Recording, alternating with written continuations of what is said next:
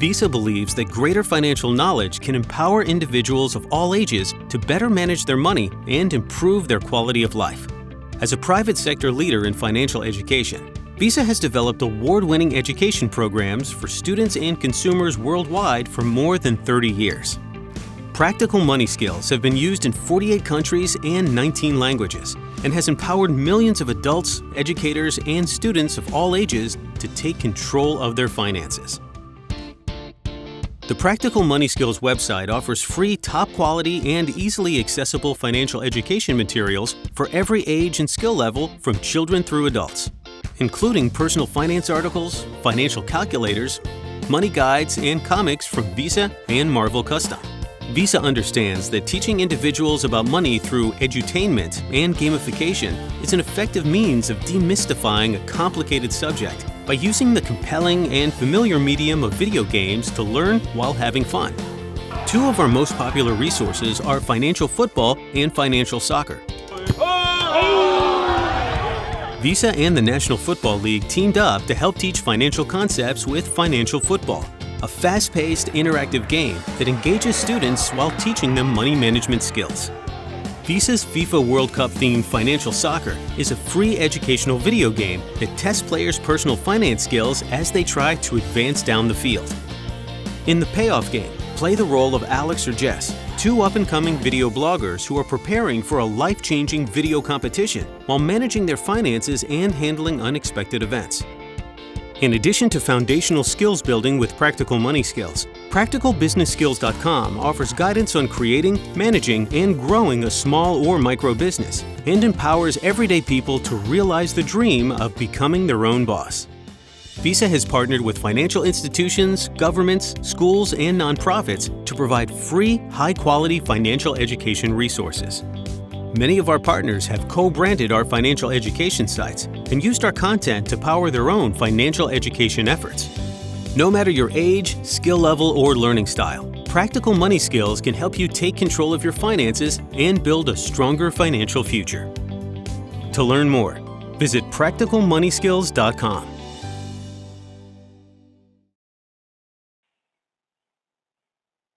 Hello, everyone. My name is Hugh Norton, and I work for Visa. I do financial education for Visa, and I'm really excited to be talking to you today about some basic practical money skills. Before we get into it, I just want to talk a little bit about Visa's commitment to financial education. We've actually been doing financial education for more than 30 years at this point, and that's building programs which are designed to be an engaging, fun thing for individuals to learn a little bit more about their personal finance, to take charge of it.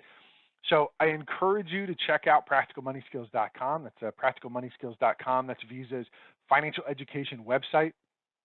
And just one other thing to keep in mind as we're going through the session today is that I'm not here to provide advice of financial nature or any other type of nature. I'm here sort of to be an educator to you. So we're going to talk a little bit about what are the elements that go into your own financial life, your own financial education, and hopefully provide you with some of the tools and resources to sort of think about those things and make your own determinations, make your own decisions, and really sort of take charge, make those decisions in an informed and conscious way. So we'll move in here. To the training session goals. And we're going to be trying to do three things overall. Number one, to provide you with an understanding of the fundamentals of personal finance. These are we're only going to do about 20 minutes here, so it's going to be very sort of high level. And then next, to give you the nudge to create or reevaluate your own budget. Some of you may be coming at this, and this is the first time you've ever thought about creating a budget. Others might be total budgeting pros. So this, whether this is something you're doing for the first time or reevaluating, perhaps, this is a good opportunity to take that and to build on top of it. And then third, to help you set some meaningful goals and find the path to successfully achieve them. So setting those financial goals is such a core part of being successful, and ultimately, you're going to be much more successful in evaluating how you're doing with your finances in overall relieving stress and things like that if you know that you're, have the right goal set and you're doing the things you need to achieve them. So in order to accomplish those things, we have a few topics that we're going to be covering. Number one, providing you with an understanding, or excuse me, number one, the pressures on financial decision making. Number two, we're going to talk about basic budgeting and things like that. Then financial goals, of course, a little bit on financial planning, and then choosing your financial team. So kind of a wide variety of topics that will help you, whether you're a beginner or whether you're somebody who has a great deal of experience in this, just, maybe take your finances hopefully to the next level here. Now, this slide, we're going to talk about some of the principles of money management. This is the way we've decided to organize them. You may see them in other places, and they'll organize them a little bit differently. Before we get into that, I just want to talk a little bit about money management in general. Ultimately, what we're talking about when we say money management is we're taking what is a limited resource, at least for most of us, and deciding how we're going to use that resource in the most effective way. So ultimately, all of the things we do, all of the budgeting conversations and gathering up all the information, setting goals and things like that, what it does is it takes this limited resource and it makes sure that we're getting the most out of that we're actually doing something with it. I mean, ultimately, you're going to be making decisions about what happens to that money no matter what. So the best thing you can possibly do is make sure that whatever the decisions are you're making on it, it's actually doing things that you want it to be doing for you, that is achieving the things that you want to achieve with it. So that's money management. This is, it's taking a limited resource and it's deciding the best way that you're going to be able to use it. As we start here, first we're going to start off with a short video on organizing your finances.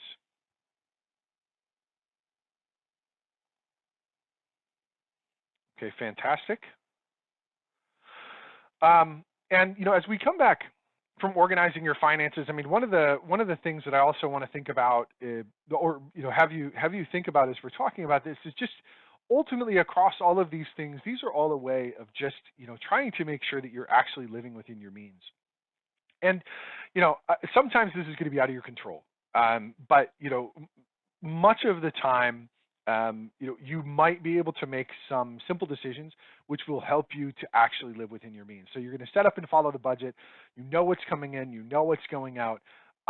If it's possible, that means you can eliminate, some of the waste, some of the, waste expenditure and things like that. And so you're going to feel much more financially secure. You're going to be able to weather, financial difficulties a little bit better. And, ultimately, you're going to be making much more intentional decisions that are all sort of building towards your goals. So second, paying yourself first. I always think this is kind of a funny way of phrasing it, but I like it because ultimately what we're talking about is making sure that there's a portion of your paycheck that is set aside, and that could be a fixed percentage, that could be a fixed amount of money, and ultimately that goes to you, that goes to your savings. Before one dime goes out anywhere else, you are paying yourself first. So that money goes to you before money goes to anybody else. So that's why we talk about it as paying yourself first. Sometimes when we think about saving, we don't necessarily think about that as money for ourselves. So it's good to sort of rewire yourself. So you're thinking about that. Hey, wait, when I'm saving, this is money for me. This is money that I'm not giving to somebody else. Third, spend wisely. Pretty clear. Give some thought on why you're spending money on something, and maybe whether it could be put to better use. Using credit sparingly is really important. Credit it's such a valuable tool, but it's so easily abused, or it's something that can be difficult. So check your credit status periodically. Make sure that when you're using it for a strategic reason. You're doing it in order to achieve one of your goals, or maybe you've used it to stem an emergency or something like that. But ultimately, you don't want to use it just for any old reason. You want it to have a real reason behind it. Fifth would be the elimination of debt. This should be a high priority. Paying off your debts on time, or making sure that you're paying off, you're not paying extra interest and things like that. Ultimately, you might decide that there are certain types of debt that are smart to take on. From you paying for education because it's going to help you get a better job, or investing in something for your business, or maybe you're spending money on some sort of investment which you think is going to accrue in value over time. So there are things that you might decide strategically to take on debt, but ultimately, overall, you want to eliminate debt, and you especially want to eliminate debt where you're paying interest on something, and you're paying extra money on that every month. So eliminate that when you can. And then finally, setting financial goals. So you want to set up and follow those financial goals, manage those, by having them really clearly in front of you, and that'll always help you sort of find your North Star there.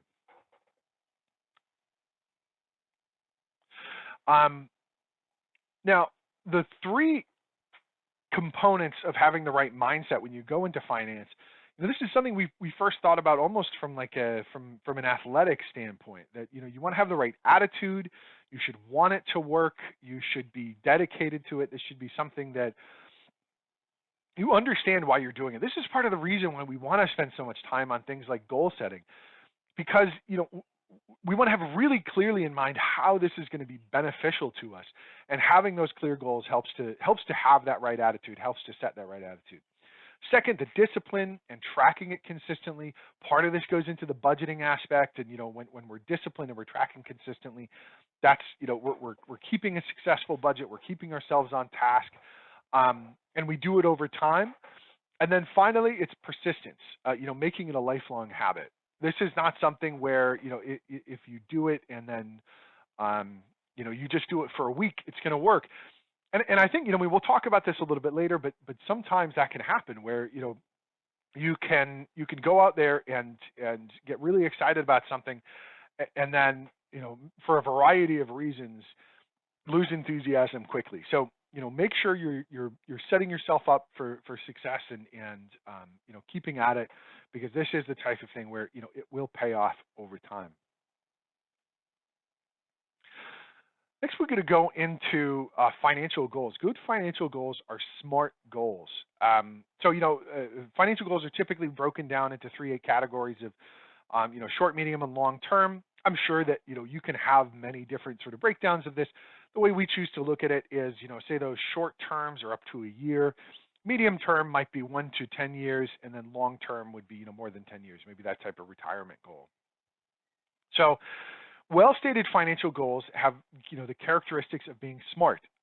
This is a pretty common acronym, but ultimately the S means specific. So you're clearly stating what you need to be done, why you have to accomplish it, and why you want to do it. Second, it should be measurable. That means can you actually track progress on your goal? Are you going to be able to see what's happening as you're going along? If it's not something that's measurable, that you're not necessarily going to be able to do it. So a non-specific, non-measurable goal would be I want to do better. That's you should say, all right, I want to do this much better over maybe this period of time. So it should be achievable. And achievable really means that if you want to save $1 billion in the next month, at least for most of us, that's not going to be possible. So you want to make sure that you're actually setting goals that are achievable. If you don't, you're going to end up discouraged. And it's good to really know how know yourself, know what you're able to do, know what your financial situation is. This is what you take care of that budget, and it will help you set that achievable goal. Next is relevant. Is this something I really need? Are there better uses for my money? And so once again, this comes down to each individual person. You have to evaluate what's important to you, and nobody gets to tell you what should be important to you. You might decide that you might decide that anything is more important to you than anything else, and nobody gets to tell you that that's not true. But ultimately, you have to make that choice, make that determination that it's something you really need over something else, and understand what that sort of cost-benefit analysis is. And then finally, it's time-bound. As I mentioned before, it needs to be time-bound to really have the biggest impact.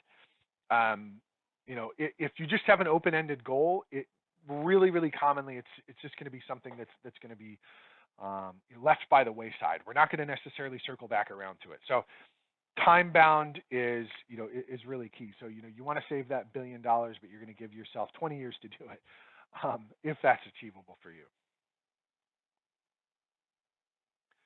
So common mistakes in goal setting. You know, I love this slide because I find it really relatable. I know that this is something that, a lot of people struggle with, but ultimately, first, one thing is you might have too many goals. You write down, tons and tons of things. You're excited. You want to achieve all these different financial things, and so you have a ton of things that you're doing. Um, and well, that's great, and you even might want to keep a list of things that you want to do. Keep, as you're thinking about things, definitely keep record of that. But what you're focused on is going to be just a few things. Make those priorities. Prioritize the things that are most important to you. Maybe some of the little goals you have on there are things that lead up to the other goals. Um, so have that prioritization so that you really understand what's going to be most important, and really kind of focus in on maybe just two or three goals, or one or two goals that are short term, one or two goals that are medium term, one or two goals that are long term, that type of thing, to just sort of really kind of focus yourself so you're really able to achieve it. Second, they might be too big. Once again, getting back to the $1 billion thing, if you set these goals that are too much of a stretch, it could be discouraging. It can lead you to not maybe be successful in other places. So it's good to set goals that are achievable for you. And when it comes down to that, I mean, definitely, maybe even think about setting a stretch goal for each one of those things. Something you think, oh gosh, I might be able to achieve that. I think it's possible, but I think maybe it's just a little bit past what what might be comfortable. To set that stretch goal, and then ultimately you get to go back to your goals and you get to readjust. I mean, if you find that stretch goal that you set, hey, maybe you achieve that way more easily than you thought you would. So, you can adjust that and your stretch goal becomes a little bit bigger. Or you find that, in fact, it's not going to be achievable. So then you just, adjust it back in the other direction. Or maybe it gives you a North Star for later in your life. And then finally, that it's not written down. I talked about this a little bit already, but unless you're actually, taking it down, putting it on paper, it's not going to happen. I like to say that the job that's not started that takes the longest. And ultimately, sometimes when we look at finances or something like this, which has such a wide breadth, we can be really intimidated by it. So if you take the time to write it down, put pen to paper, put fingers to keyboard, write the things down that you're thinking about, even if you're wrong, even if you're making some of the wrong assumptions, you can go back. You can go back and you can revisit those. You can go back and you can adjust those. Over time, you're going to gain experience, and so you're going to be able to go back and react to that and say, oh gosh, I didn't understand that, or I thought this was going to go a different way. Or maybe your opinions change over time, or maybe what was really important to you wasn't really important to you. But ultimately, take the time to really sort of think about those things and make that adjustment. So looking at financial planning, this is I think this is a great slide. I mean, so this kind of talks about some of the areas we've talked about already. So I mean, number one, we're talking about getting those our finances in order and listing our assets and liabilities, getting our net worth together. Second, it's setting our financial goals. Third, it's strategizing, right? How are we going to make those financial goals? What do we need to do? What do we need to change? Four, formalizing our action plan. We can go through and list, like we know what we want to achieve. We have some of the overall strategies, but now we have the actual now we have the actual tactics that we're going to take in order to do that. Five, implementing the plan, and then finally six, which I think you've probably heard me talk about a number of times already, but reviewing and improving. And I mean, I harp on this just because I think this is the one area that we often forget. We go through 1 through 5, and you get excited about it, and then you get into it, and it's not working out exactly the way you want it to. And really, instead of going back to it and rethinking it, going, okay, how can I change this? How can I salvage this? How can I reprioritize this so it is actually focused on something that's important to me?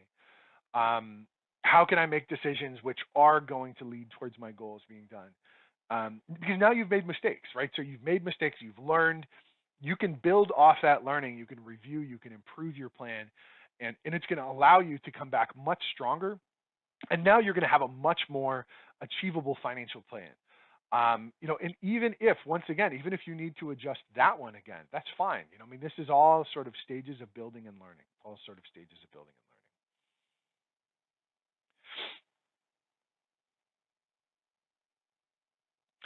and learning. Next, we're going to talk very briefly about some of the different financial roles in your life, and as far as different money management professionals.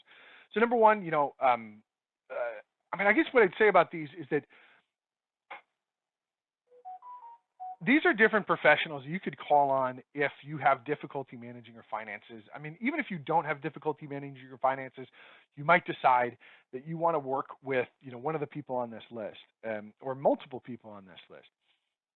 But ultimately, all of these are roles that you have to take on to a certain extent. You need to be able to understand these things at least well enough to understand that the person who's doing this job for you has your best interest at heart, is doing something that you're doing, and really, I mean, personal finance is so personal that you need to have some understanding of this so you can express to them what you really want out of this. Whether it's your risk tolerance, whether it's your goals and dreams, anything like that. I mean, these are really important when you work with these folks.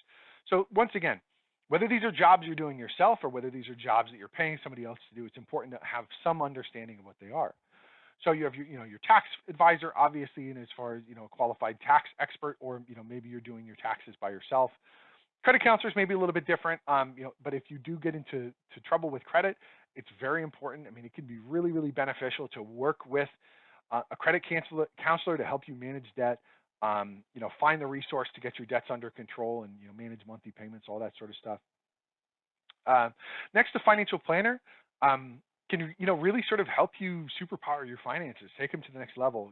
Help you review goals, suggest investment strategies. Look at other money matters in insurance and death and estate planning and retirement planning and college funds and all these sorts of things that a financial planner is going to help you do. And some of it is also just the fact that when you're setting that normal cadence to meet with a financial planner, it's forcing you to think about your finances on a regular basis, which can be just super beneficial anyway. So maybe one lesson to take out of that is also just to remember to set time on your calendar, the same as you would with a financial planner, but so you can go over your own financial planning and reevaluate. Lawyers, obviously very important when it comes to legal documents and agreements and bankruptcy or any other types of many other types of things there.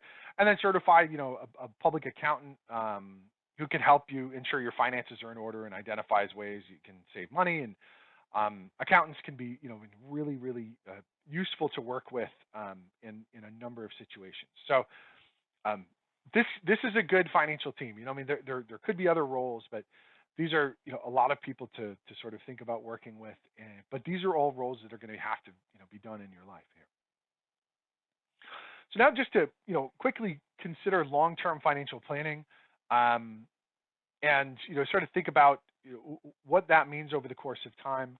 As we talked about a few times here, I mean, this is, I say reevaluate your budget every 2 years here. I really think it's less than that. I think, you should be going back. I mean, no more.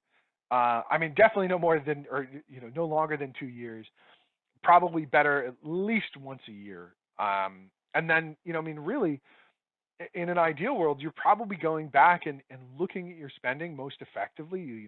Re-looking at your budget on a weekly basis or on a monthly basis to look at where your finances is going. Things can get out of hand really quickly, and you might not even realize you're spending money on something. So I think it can be really good to just keep a good eye on that. But say 1 to 2 years, but ideally maybe in that weekly or monthly basis.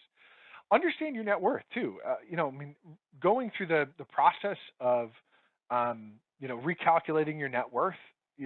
I don't think that that's necessarily something you have to do on as often of a basis. Probably in that 1 to 2 years range. You may even have a spreadsheet or a program that you work with that does that automatically, and I think that's fantastic to work with. Number 2, minimizing your potential negative choices. So that means, you're reviewing your income and spending habits on the regular basis. Planning for unexpected. Keep your emergency fund good and up to date. And make sure that you know exactly where your money is going. Not too difficult there. And then finally, consider your career today. Consider, not just your career, but all of your own personal preferences. Whether you're somebody who's junior or whether you're somebody who's senior, whether you're a business owner, whether you're just starting out at a new job, maybe even as a more mature individual, or whether you're somebody who's young and has a ton of experience. uh, Each one of those things is going to be something where you're really going to be bringing something unique about you to that job and to that level, and all of that combines to work towards your income, and that's going to help inform your financial decisions.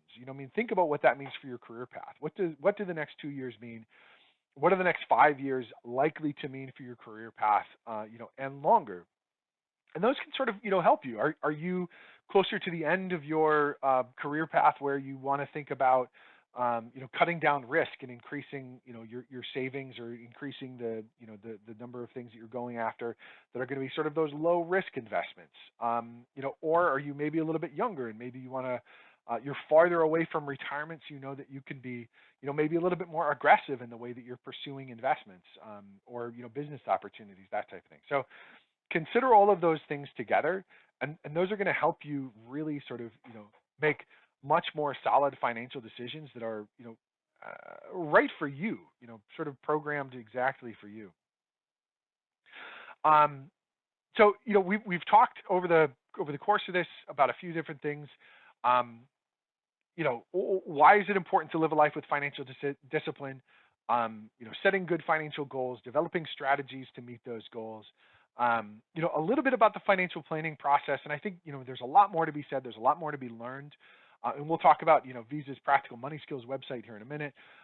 We looked at budgeting and a number of other things, for money management and whatever else. So, the things I'd love you to take away is, visit Visa's Practical Money Skills website. There's other tools there that can be, helpful to you.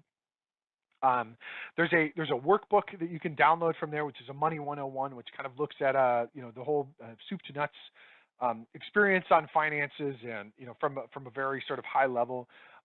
There's tools and games and all sorts of things that you can find through the website that I think might be helpful to you. But don't be afraid to continue learning. From Practical Money Skills, there's other great resources out there. And you can find you can be successful with that sort of personal finance. There's always going to be factors that are going to be out of your control. But if you continue to work hard, you can really sort of improve your success rate with those things when it comes to it.